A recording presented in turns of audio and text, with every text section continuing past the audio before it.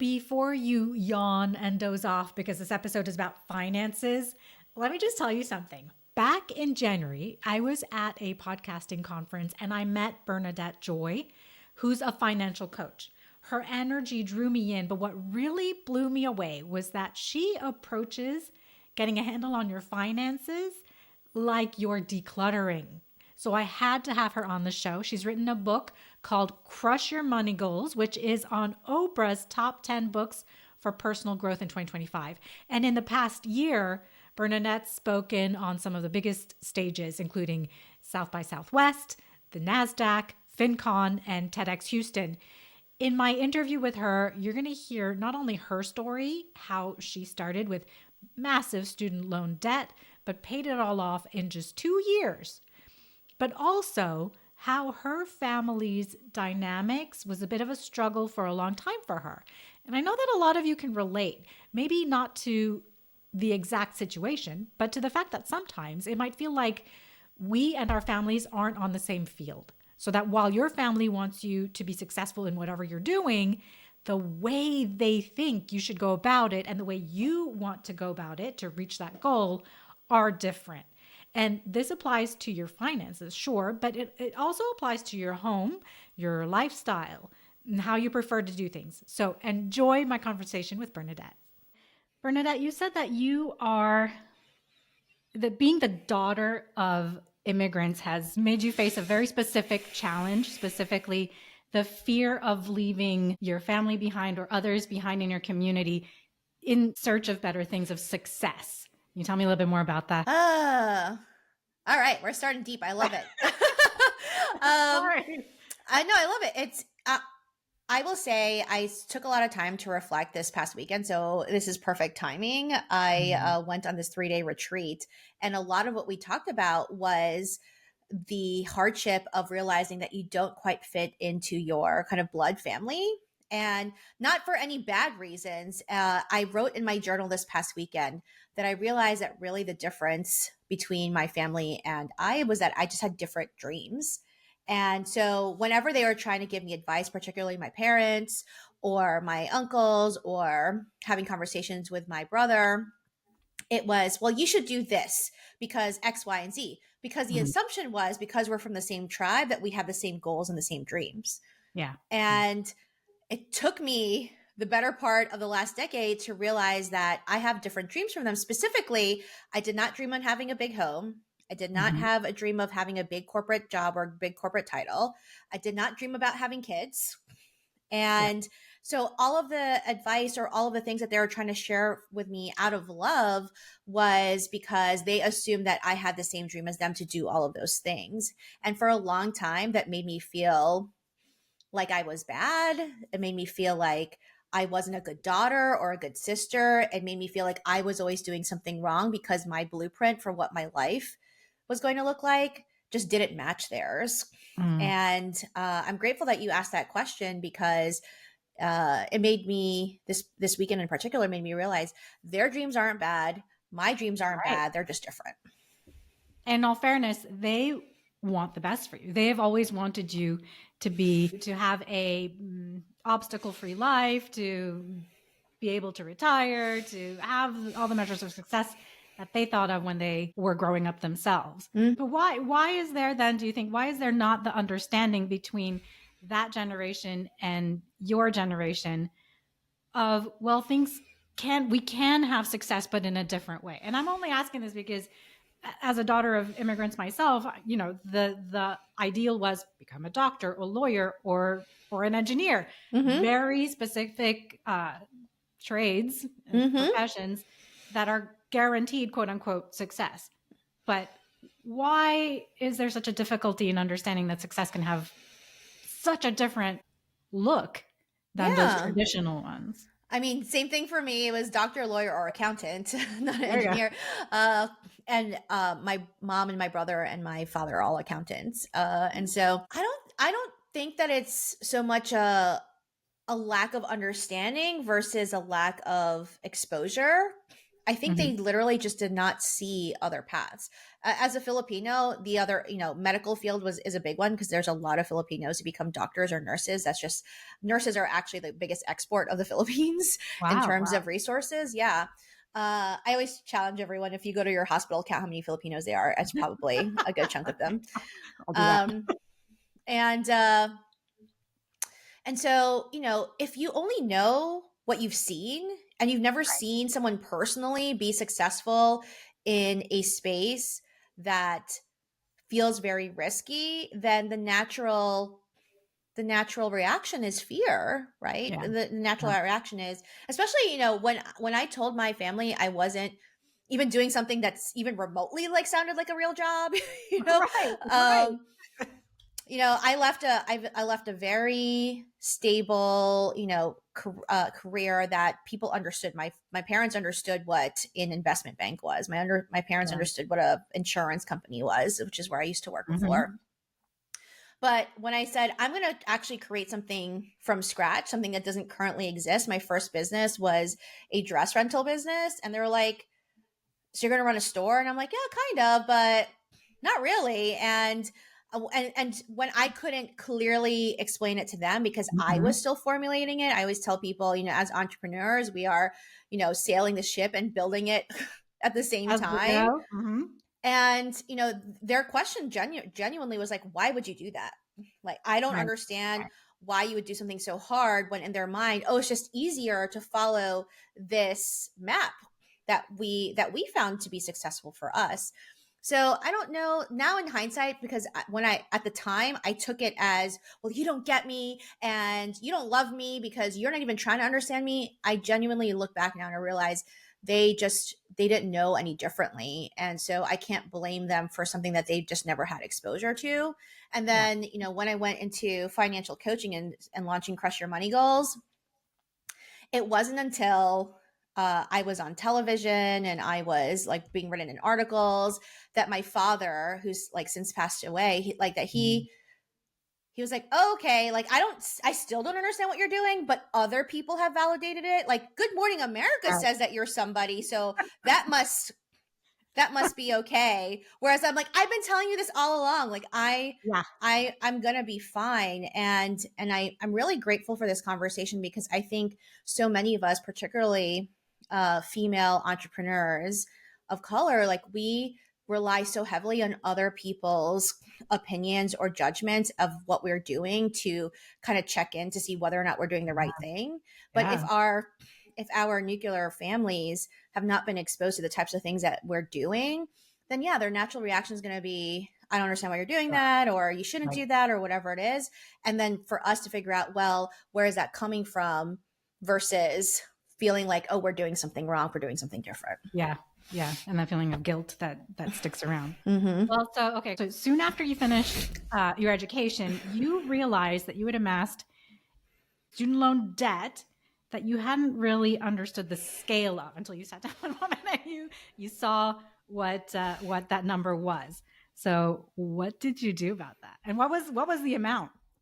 It was $72,000, which Oof. was, and mind you, I was already an adult, right? So I was Yeah. already a working professional. And so I had been paying bills Mhm. along the way. So I was just like, I can't owe that much because I've been paying like thousands of dollars every semester Right. for this Right. thing. And so when I saw it was still $72,000, I'm like, I must have paid at least 50K by now. How is this $120,000 program? And mind you, this was a program that was like online before things were really online. This was before the Okay. pandemic. Okay. So I was Yeah. like, I just paid $120,000 for a bunch of Zoom Wow. calls. Like, I just don't understand what I did. And, and, my first reaction was I cried. I cried my eyes out. I was just Wow.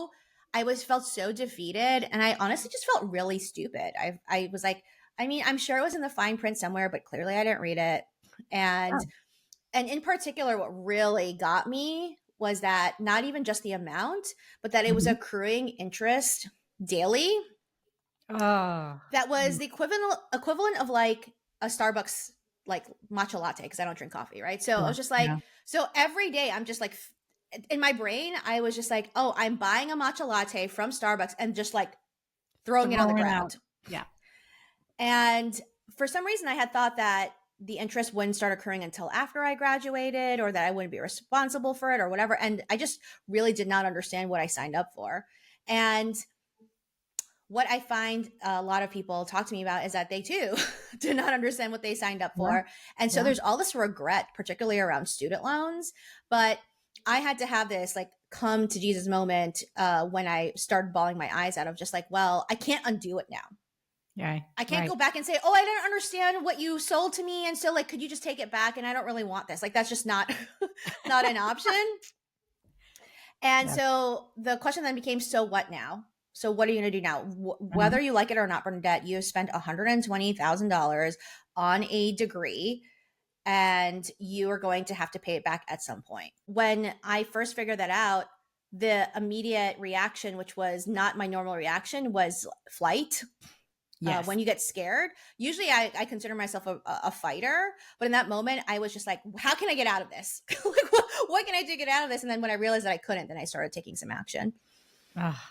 And that at that moment, the feeling was it kind of like, you can't ever outrun this. It's like these financial things, and we're talking about student loans here, but there's no outrunning it. You can't unless you have this huge windfall and you can pay it off all at once and and get rid of it completely.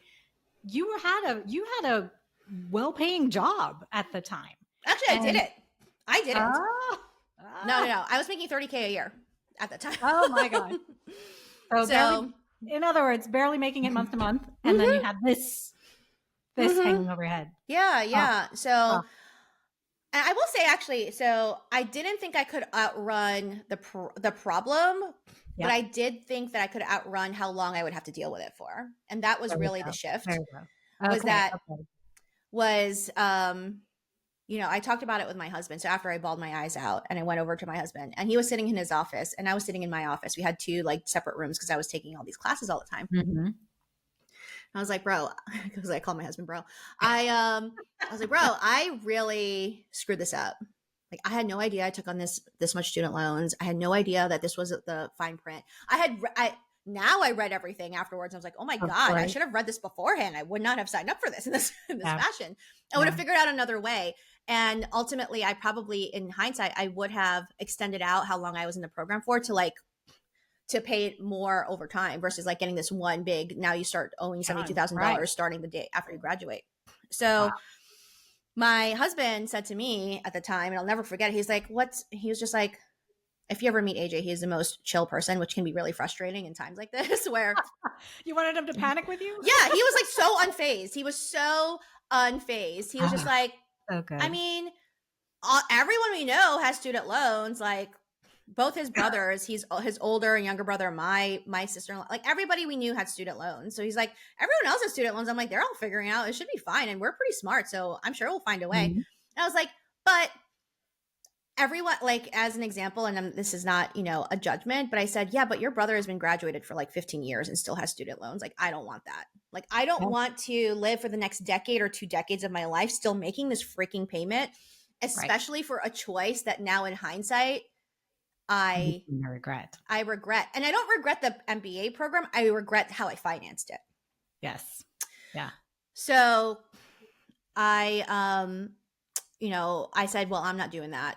I don't care what everyone else is doing. I'm going to do something different. And I made the decision. It was January of 2016. I made the decision. I'm going to pay these student loans in 2 years. I don't know how, I don't know where, but I cannot even fathom holding on to these for more than 2 years because I think I'll go crazy. Well, so was that the impetus of you saying, okay, that's it. I need to do something so different, like start my own business? Or were you still thinking about, okay, what's the next incremental job that I can have?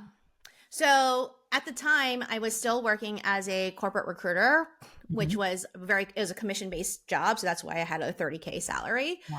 And at the time is when I decided to launch this dress rental business. And it was an actual project out of my MBA program.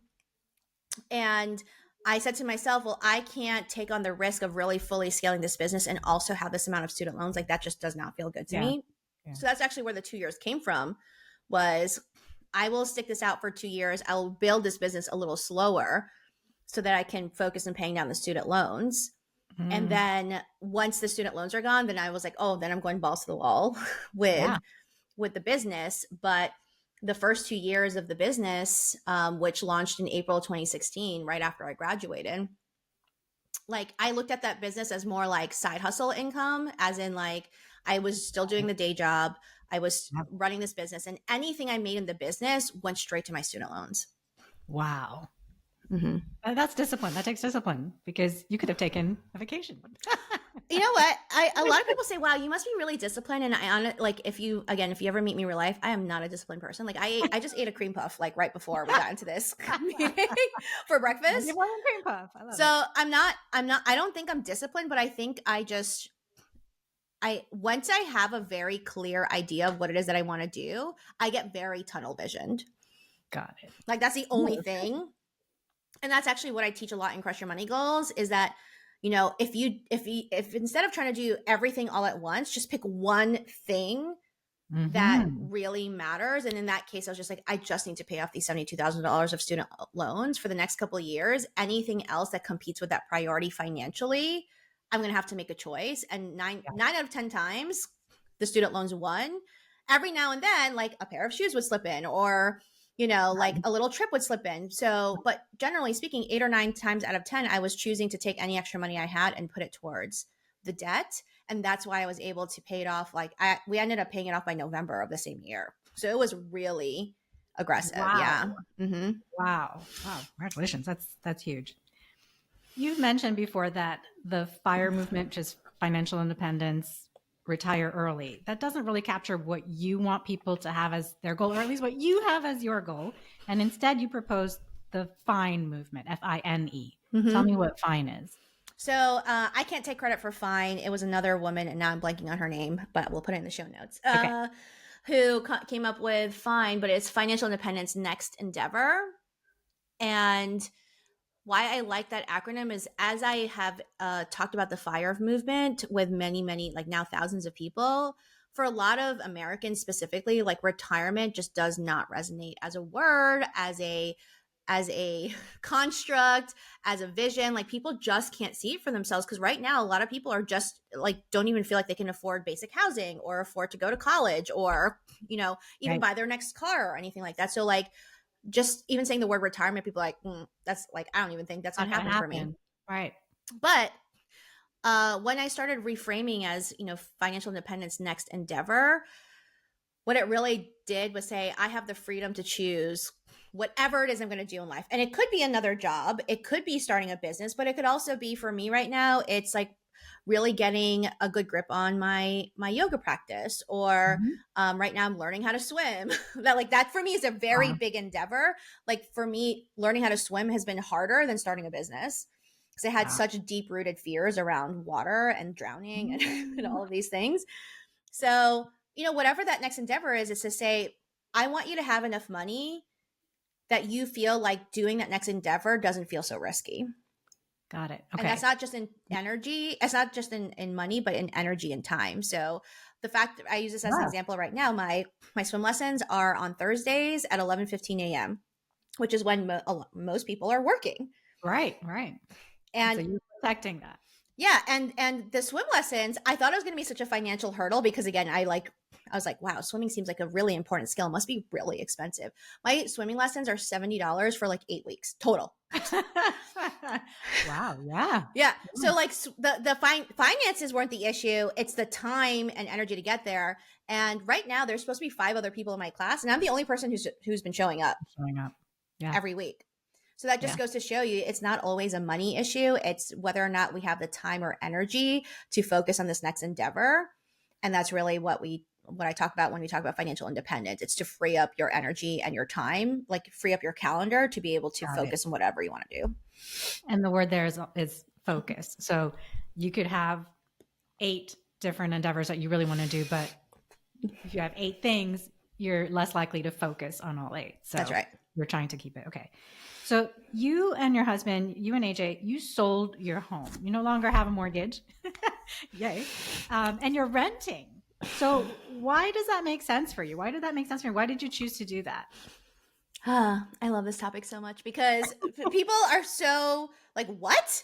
You know, I get a lot of people. Again, the traditional, right? The traditional look of stability, and it all includes buying a house. That's your goal. So why wasn't it for you? Well, you know what's funny is that there's a lot of proponents in the personal finance space who actually say that renting, especially right now, is less expensive than owning a home, especially if you live in one of the 50 major like metropolitan areas in the US. Yeah. I live in Charlotte, North Carolina, and for where I live, like right now in the location, for me to buy a home here would be over $1 million, and my rent is $2,500 a month for a 2-bedroom, and we have a pool, we have a gym, we have like events every like month, like it's great, and I can walk across the street and hit a food court with like 12, 15 different restaurants, right? So for me, location really mattered more. Buying a home likely meant that I would be living out in the suburbs or farther away from things that I wanted to be in. Financially, what's been interesting is my husband and I, we now make enough passive income from our investments that it pays for our rent. So what people, this is what I think is so fun about this conversation, because every time I say I rent, people like I wrote about this on Threads last week. People are like, you're stupid. Like, you're a financial coach and you're telling people that renting is better and whatever. And like, you know, the only way to build wealth is be a homeowner or whatever. And you must not know because you don't own a home. I'm like, actually, I've owned 3 homes before. So I'm one of the unique cases where I actually went back to renting. It was not like I've been renting all along and I'm trying to save up for a home. I actually sold 3 paid off homes, 3 different paid off homes, and went back to renting. So that kind of negates that conversation of like, oh, you just don't understand what it's like to be a homeowner. It's like, no, actually, I've been a homeowner for like over a decade for the last time before this. So lifestyle wise, it makes a lot more sense for my husband and I. We love to travel. We hated coming home and like our grass being this high and like, you know, leaves in the gutter that we'd have to clean up when we got home. Financially, now, because we took the proceeds of what was stuck in our equity in the home and we invested it, now we get about, I calculated for January, we got about like $3,600 a month from just like passive, from interest and dividends each month. And our mortgage is our rent is $2,500 a month. So we have enough money to pay for our rent, and I use the extra money to put towards retirement or traveling or pretty much anything else. And so we hacked the system in that way. And most people it's so funny because those same people are like, you're stupid. You don't know what you're talking about. Once I say it, I'm like, well, I actually don't really pay rent. I'm living kind of rent free right now. Then they don't know what to say next. And built from the equity of these homes that you owned at some point. And now you're living rent free from that. So you hacked the system in the sense that you took the benefits of home ownership and now you're living off of that without the responsibilities of owning a home and the maintenance and And I'm not saying that we won't ever own a home again, but we're in this season of life where we're not home very much anyway.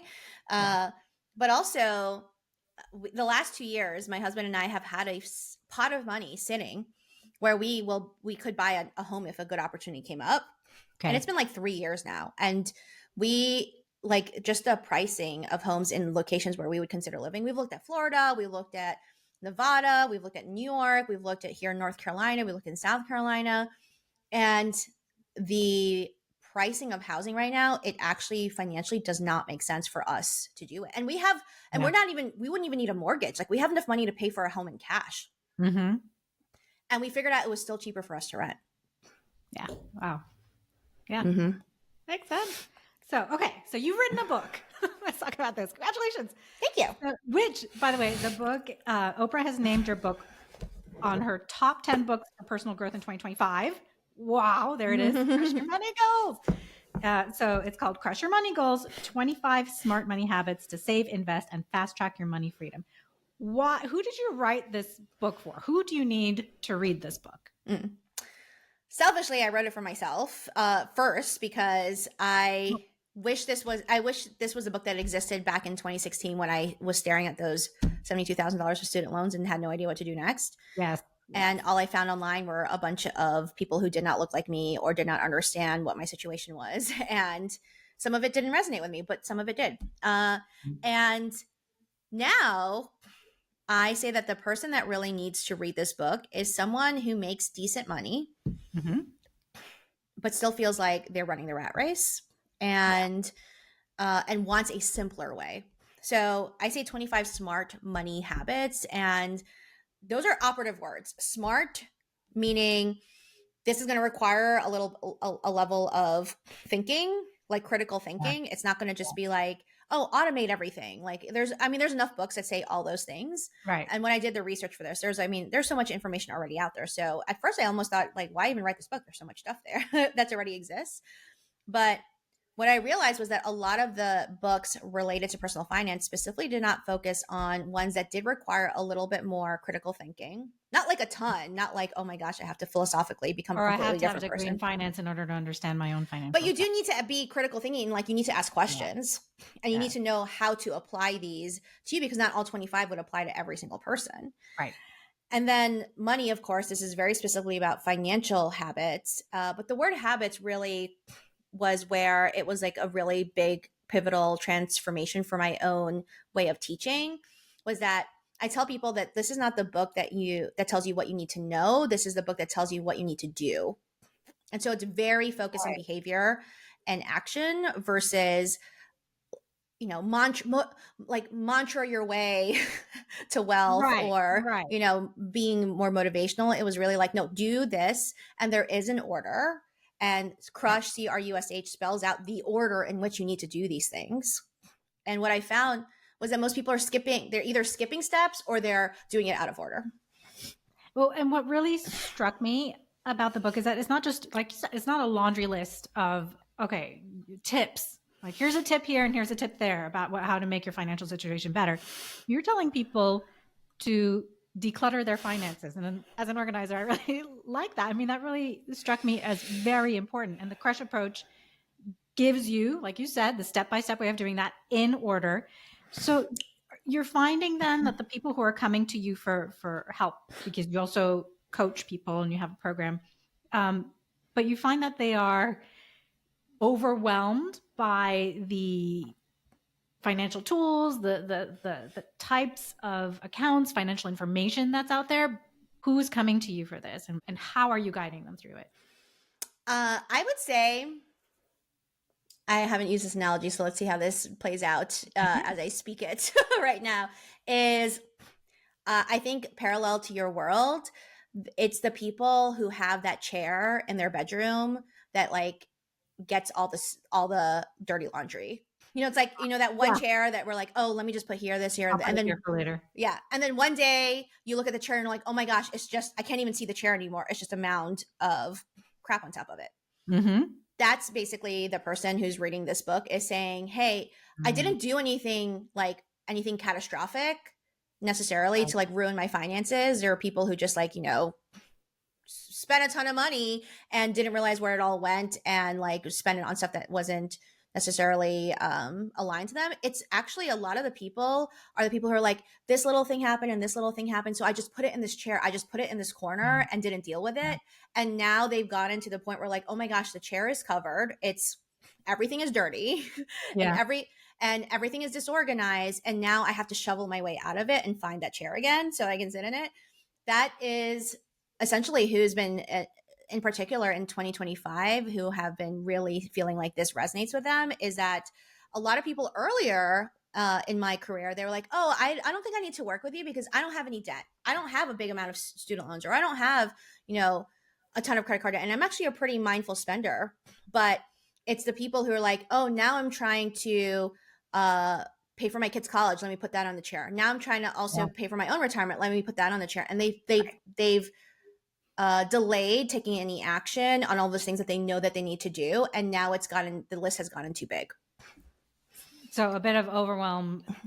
Mm-hmm. So just tell us very briefly what the CRUSH approach is, what each letter of the acronym stands for. Yeah. So it's 5 steps. It spells out the word CRUSH. And so each of the habits are broken down into one of those sections. So there's 5 habits in each section. Mm-hmm. I really love sharing that. And I feel like I want a gold star from you in the sense of like the big feedback I got recently was that the book is very organized. Yes. So it's 5 steps and then 5 habits underneath it. C stands for curate your accounts, which means like clean up your clutter and make sure that you're starting from it as clean of a slate that you can.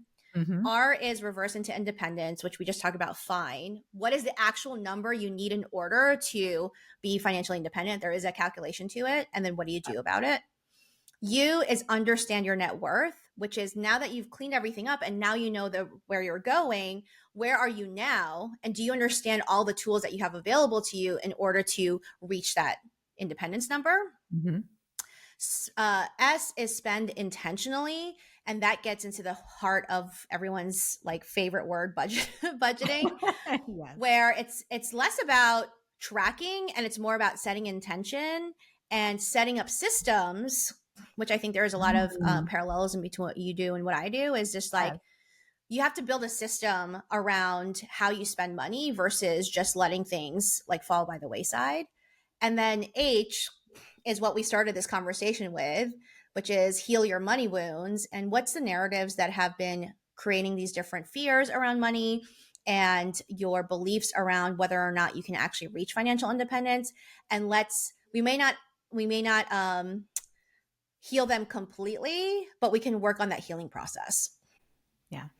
I love it. And I totally agree. Very organized, very easy to understand. Very well done. Thank you. Thank you. Okay. So just very quickly, then let me have an example, because a lot of the people who are listening, they have kids, they have some amount of debt, whether it's, credit card debt or, they're sitting on a mortgage and that kind of thing. But let's say I need to save for retirement, but I also want to be able to send my kids to college, and I need to reduce my debt. Where do I focus? What do you tell me to do in order to figure out where to focus? Well, I always tell people to start off with debt first, because once it's done, it's done. Yeah. And that's what I learned from my own experience. I could have lived for the next 20 years with student loan debt, but I decided to pay it off in a year and I never have to think about it again. Yeah. Whereas saving up for your kids' college and saving up for your own retirement are going to be much longer tailed processes. And in both cases, probably much higher amounts. Yes. Okay. Like right now, sending kids to college, easily 6 figures if you're sending them to a private school. Even if you're sending them to a public school, it's still like several tens of thousands of dollars. Retirement in the US is probably going to be in the millions for most people. Yeah. So my hope, for the vast majority of Americans is most Americans aren't sitting on $1 million of debt. They're sitting, the average right now is like around 100K, right? So if you think about that, once you're done, and then you never have to think about it again. There again is that parallelism between what you do and I do. And one of my favorite little tips, like a preview into the book, which I think you'll appreciate, it's called the Declutter the Date Challenge, where, day 1 of the month, you take, one item and you get rid of it. Day 2, you keep doing that. Yeah. But what I ask people to do is to pair that with paying down their debt, like paying themselves when they do that. So for example, I probably need to get rid of this like coaster, right? So I'm going to like put it in my donation pile. And then I literally take a dollar that represents how many items I got rid of that day. And I put it, and I literally make a payment to the debt that day. You make the payment that day. Oh, yes. Okay. Right. Fantastic. So a lot of people are like, oh, I'll use this money to pay towards debt, and then they don't. Right. Or it sits in the account. And, it sits in the account at the end of the month. But yeah. And then some people will like put it into a different savings account, but then they're like, ew, now it's like $435. That looks pretty. Right. So I'll just either leave it there or I'll buy something with it. So you have to make the payment that day. So when I had my $72,000 of student loans, like I wish I still had access to my account. I really wish I had screenshots. You would see all these like random amounts of money. Like, why is she paying $17 towards her debt on November 20th, right? Like, it's because I literally got rid of 17 items that day and then made a payment of $17 towards my debt. And that is so rewarding for people who love to-do lists or who feel like they want to get some instant gratification of just like, oh, I can actually see my balance going down. And because people will start to think, well, $5, that's nothing. Like, why would I make that payment? That's nothing towards a debt. But $5 is $5. $5 is $5. Well, we'll reduce the amount by $5. That's right. But also like, pairing it with this physical activity of decluttering my home has allowed me to downsize from like a 4-bedroom house to like a 2-bedroom condo. And I have so much less to deal with. But like, when I was doing this, every time I would declutter a thing, I would keep saying to myself out loud, this used to be money. this used to be money. Now it's 100%. going in the donation pile. So Yes. I basically am like tossing this money out. So I might as well take the money that I spent on this thing and put it towards my debt. Yeah. I think that's one of the big things is that once you've got something in your house, that money is gone. That money is gone. There's no need to hang on to it. So use that money instead to do something productive for you, go down debt. So do you and AJ consider yourselves retired? I'm on the verge of it. I think I turn 40 in a couple of weeks. And congratulations. Wow. Thank you. And part of the reason I went on this retreat this past weekend was to reflect upon whether or not I do want to retire. What does retirement even mean for me? I'm still in a working definition of what retirement is, because everyone that I say, oh, I'm going to retire at 40, they're like, what? What do you mean? Like, what are you going to do? That's always the first question. What are you going to do? Are you going to start a garden and do Tai Chi classes all day? Like, and there's people who, it's been very interesting because a lot of older folks, people who are like 55 plus, I get this, like, who are still working, by the way. Yes. They always pass some sort of judgment to be like, oh, well, I could never because I just love what I'm doing so much and da-da-da-da.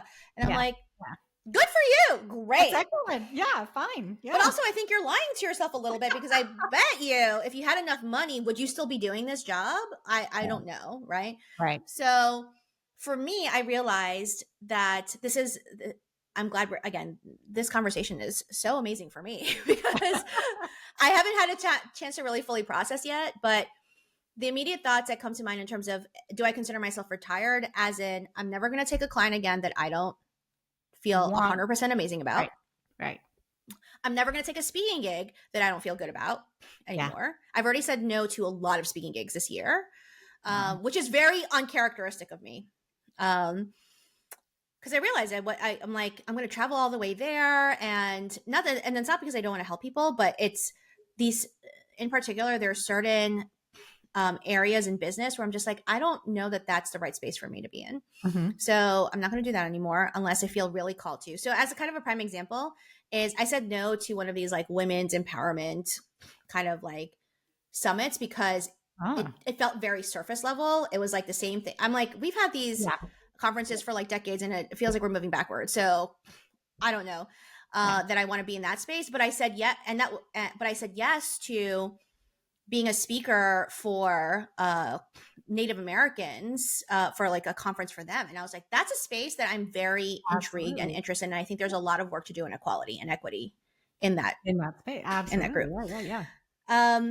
And then this weekend I learned that really retirement for me is I'm not going to do anything anymore that interrupts my peace.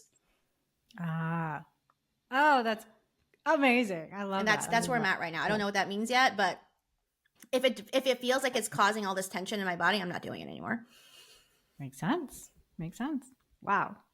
So tell me just very briefly, how do you organize your week right now then? What does your work situation look like versus your home situation? You told me swimming is protected on Thursday mornings. What else is protected? And then when do you work? Okay. I am very proud of my system around, I'm staring at it right now. So I use a Google Calendar, which is, nothing fancy, but every Monday morning, so right before I got on this call, I go through what is going on in my week. And if there's anything that doesn't feel aligned or doesn't feel like it has to be a meeting, then I will change it into an email or cancel it. Yeah. And then at the beginning of every week, I look at my calendar and I color code what the different things are on my calendar. I generally work Monday through Wednesdays. I'm off generally Thursday, Friday, Saturday, Sunday. Nice. Yeah. So I try to stick to about 20 hours a week. Okay. And anything that's blue is client facing. Anything yellow is business related, but not client facing. So like this was yellow today. Yep.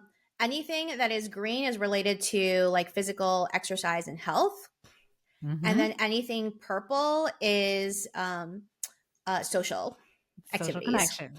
Yes. Yeah. And so I do this where I color code everything. And if I notice that there's not enough purple or there's not enough green, then I spend my Monday morning planning out the rest of my week to make sure that I get purple and green in there. Because that's usually what goes by the wayside. Of course. Oh my gosh. Okay. I love that you do that. Fantastic. And what's really helpful for me, I wish I could, I might even send you a screenshot of this. I'm just like where, I also noticed that if I see different colors and they're like not grouped together, then I'll rearrange my meetings so that the same Right. type of energy is, I'm Lasts not for a longer. flipping back and forth between a lot of different things. Yeah. Wow. Is there anything else that you want to make sure that we hear from you? I'm not blowing smoke at you. This is genuinely one of my favorite interviews and I've done like probably 50, 60 interviews at this point right now because of the book. And so I just want to say that you did an excellent job being prepared for this, and an excellent job in asking very like insightful, thoughtful questions that I have not really answered before, which is really fun. And so what I would ask everyone to do who's listening is I really hope that this is the year that you decide that you want to pursue real freedom. And of course, a lot of that is tied to whether or not we can afford that. So I really hope that people are encouraged to check out the book. It's also available on audio. So if you like the sound of my voice here, then audiobook might work well for you. And I ask people that specifically, even if you don't end up reading the book, is to take inventory of what your current money habits are right now. And rather than adding more, because this is the mistake that I see everyone do. They're like, oh, the way to freedom is to add more, wake up at 5 a.m. and add more things to my routine and do all stuff. And actually take a look at everything you're doing and just subtract something today. Take something away. And I think that would actually get you a lot farther along than you expect. Wow. Well, thank you so much for taking the time. I really enjoy your energy. And I did listen to the book with your voice because of the energy. I really enjoyed that. So I like it when people are reading to me. But even then, it was really easy to focus on the section. So thank you so much for putting it that way. So just before you go, what do you think your next endeavor is going to look like now? You're turning 40. Anything that you can tell us? Yeah, a lot of it's private, but. Oh, no. There's 3 goals I have right now that are my next endeavors, mini endeavors. One is this week, as I mentioned, I'm going to swim into the deep end of the pool for the first time in my life ever. Oh my gosh. I'm really scared. And I'm really scared about it, which I think is a good thing. But it was really funny because my swim instructor, who has an apprentice, so it's like 2 swim instructors, and right now it's just been me because no one else has been showing up to class. And they're like, okay, next week you're going to the deep end. I'm like, nope. And I literally said to them, like, nope, don't want to. I'm good. So I'm working on that. Number 2 is I am taking improv classes right now. So I'm hoping to perform in my first improv show at some point in the next couple months. What? Oh my gosh. Yeah. Wow. Which has been amazing. I highly recommend anyone to take improv because if you're an overthinker, it will cure it real quick.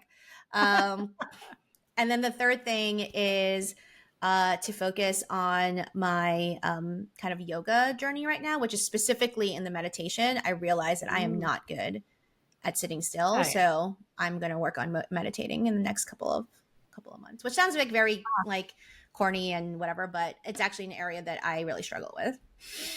Wonderful. Wow. Well, thank you. Thanks for sharing that. Thank you. I appreciate you being here too. Thank you so much. Thank you for having me. Of course. She is just no nonsense, isn't she? Bernadette has a free checklist to overcome the overwhelm to get started on your financial decluttering. Sound familiar? I have a link to it in the show notes, as well as her social media links and her contact information. Thank you for listening, you guys. Please share this episode with a friend this week, would you? I've put a link right in the show notes that you can copy and text over to them, okay? Making it easy for you. Okay, have a great week, and I'll see you on the next episode.